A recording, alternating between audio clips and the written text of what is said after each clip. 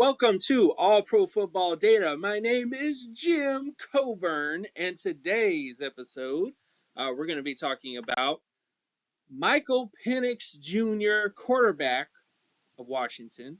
We're going to be looking at his production data. I would say a couple things to know about Michael Penix Jr. before we get into the data side of things on this channel. He is most likely to high-five you with his left hand because he's a left-handed quarterback. Penix also led the FBS in passing yards per game in the 2022 season. With all that stuff out of the way, let's get into the basic data stuff of how I grade him as a prospect, starting with the mobile quarterback score. This statistic, and this just shows you a blueprint of how I get to his numbers. You take a raw statistic from a school website or College Football Reference. The raw statistics are transformed into a market share score, or the raw statistic is saved in the system. So, for example, yards per rush. I don't need to do anything with that number other than keep it the way it is. However, something like market share, which is where you take like the total rushing yards of a quarterback and divide it by the team total, that's a different thing. I had to transform that data into something different and then rank it from there, which is the third step to it, which is I take that transformed data or raw statistic and I rank it against positional peers. And then the offensive market share score, touchdown percentage score, and average yards per touch score are added together and then ranked against positional peers, which gives you the mobile quarterback score. How did he test in terms of these numbers? He tested pretty well. He wasn't a great mobile quarterback, so he wasn't like in the 90th percentile in terms of his metrics.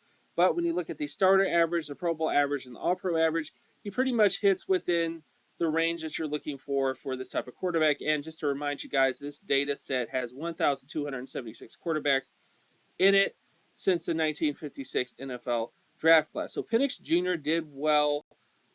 He wasn't exceptional, but he was good as a mobile quarterback.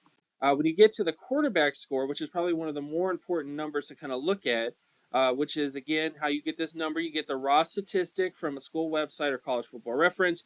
You take that raw statistic, and then you rank against positional peers on a 10-year sample.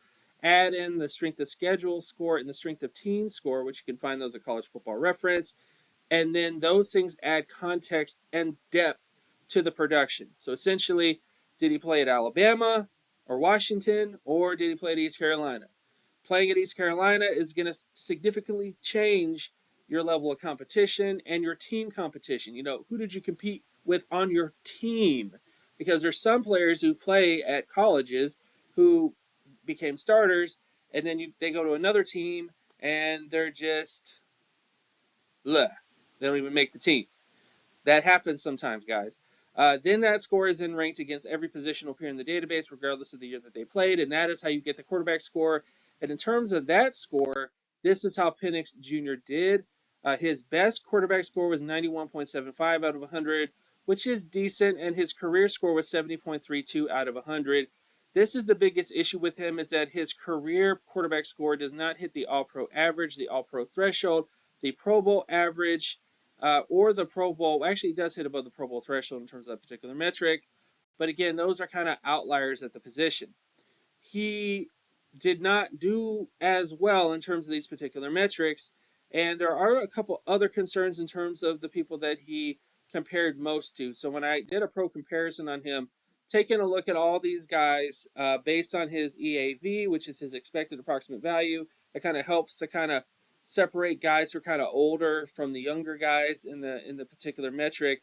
And these are the quarterbacks that he tested like. Michael Penix Jr. was most closest to Ryan Finley, Chris Ricks, Matt Rogers, and Jeff Wickersham are those names. Now, I'm going to be honest with you guys. I don't know who Chris Ricks is. I don't know who Matt Rogers is. I don't know who Jeff Wickersham is. I do know who Ryan Finley is because I did a profile on him in one of my past draft analytics guides where I brought up the fact of his age, because the issue with Penix Jr. is that he was in the 12th percentile in terms of his age, which kind of lowers his sort of future prospects from that kind of perspective, especially when you add in the fact that his career average quarterback score was really not that great. It was good, but it wasn't great. Because again, to be a great player in the NFL, might I remind you guys, just to go back, you have to have that 90 plus percentile, 80 plus percentile kind of range in terms of your CQS score, which you didn't quite have that.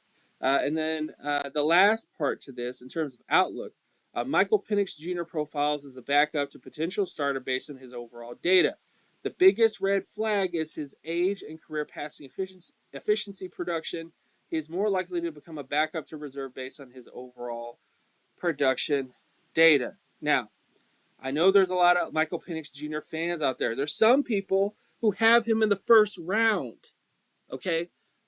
Don't do it. Don't do it. Don't do it. Don't put him in the first round because I'm telling you guys, based on his data, his age, and all these other sort of factors, you got to pay attention to that stuff. Is there a chance that he could become a starter? Absolutely. But he doesn't have the career. He's not producing at the level he really needs to do to kind of negate some of his age concerns, because there definitely are some older quarterbacks who were, able to make it at the NFL level, but they had that production to back them up. Michael Penix Jr. doesn't really have that in his particular profile, so that's kind of the biggest concerns with him. But overall, that's the outlook for him.